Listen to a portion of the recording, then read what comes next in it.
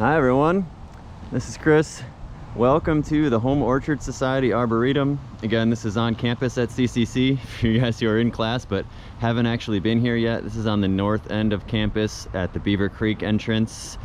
And yeah, I'm gonna walk right in, show you guys what they got. We'll meet Tanya here, the manager, and have a first look at the place. Remember, they are open Tuesdays and Saturdays, 9 to 3, taking volunteers in exchange for fruit any days. You're welcome anytime. These days in COVID, it's best to give Tanya a heads up, so you can email her. That's arboretum@homeorchardsociety.org. Let's take a look.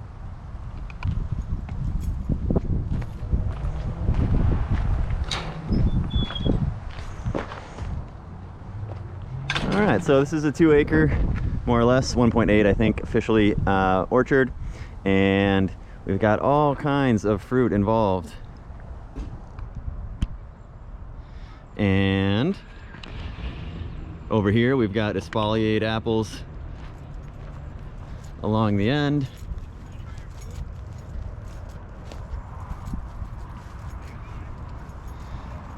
Right here, this is the edible landscape area. Let's see if I can make that visible. Nope. And that means a bunch of small fruits, basically. We got some apple trees on the upper story. You go down, there's herbs, there's berries, right? All sorts of things. Over here we've got some hazelnuts and black caps already. Yum.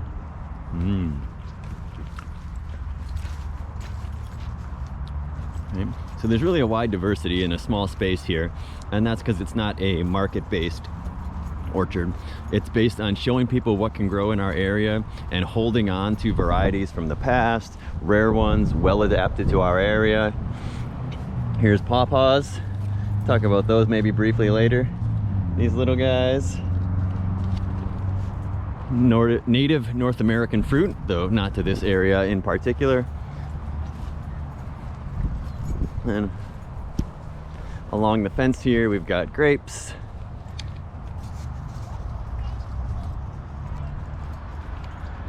mulberries, children, all kinds of things here. Hey Harry. Not too bad. I'll chat more later, and I'm making this video for class. Awesome. All right, so we can get through the first part there, and you know, remember, this is a great opportunity to come in and put in practice some of the stuff that we talk about in class. You know, usually we bring people in here as part of the class and we prune and we talk about pests and we observe the development of the different fruits. Figs on my right here. Unfortunately, this time around we don't have that chance, so you got to look somewhere to get this kind of info and opportunity. This is a really nice one. Down the middle of the orchard here, it's primarily apples and pears. They've got nearly 100 varieties of pears and nearly 200 of apples. All sorts of things that can grow in this area, and a few that are very marginal. Here's medlar. That's kind of a weird one that has to basically rot on the tree before it's edible. Berries on this side, raspberries. Keeping bees right here for pollination within the orchard. You remember, most of our crops require cross-pollination, like the pears and apples we've talked about so far. And bees, you know, make sure that that's happening quickly and easily. We got European pears here, some Asian pears up ahead on the right. More pollinators here in the mason bee houses. Those guys get out a little earlier in the season than the European honeybees, helping out when the earliest flowers are open, the kiwis, some of the stone fruits, you know, things that are February and March available before the European honeybees are really ready to get going. The mason bees are available. So I'm headed back to the blueberry patch here.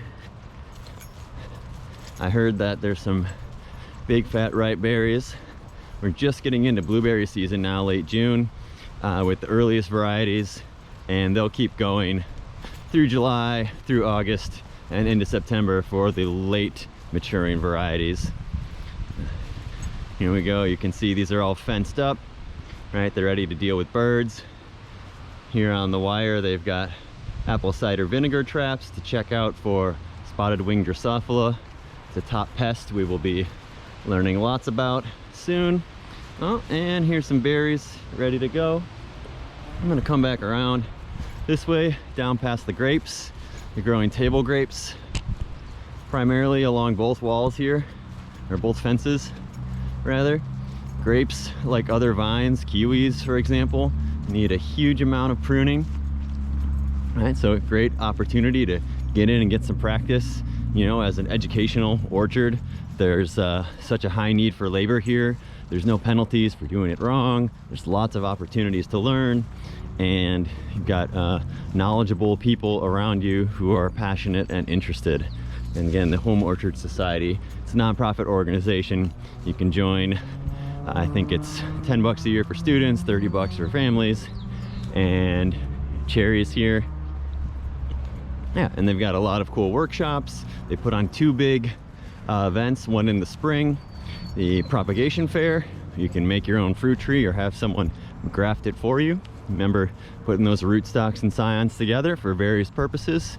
And then in the fall, the All About Fruit show, where they sample hundreds and hundreds of varieties of fruit, learn what tastes best. So come spring, you can try to get that type of tree and plant it in your yard or your garden or on your farm.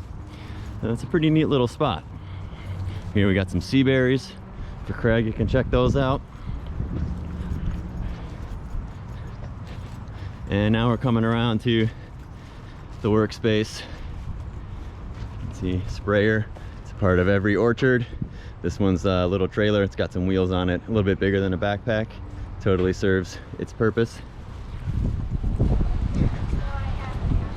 We check these out at the Feijoa, or pineapple guava, right now. Incredibly gorgeous flower, and edible at that. Has a sweet tasting nectar in there, sort of like a honeysuckle. Here it is, Home Orchard Society. And their lovely dog Luna. She keeps her eye on the place, make sure everything is safe. And it looks like Tanya's just about ready to talk to me, so I'm going to head over there in a minute.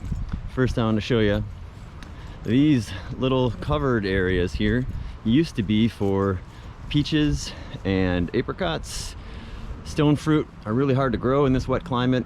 It's a little bit cold for them and a lot bit wet and diseasey, and so the only way to keep them really from getting peach leaf curl or other fungal diseases was to put a cover over them so they didn't get rained on. They could still, obviously the roots are picking up the water from the area beneath, but the leaves aren't getting wet, and that makes the big difference. All right, be back in a minute with an interview with Tanya.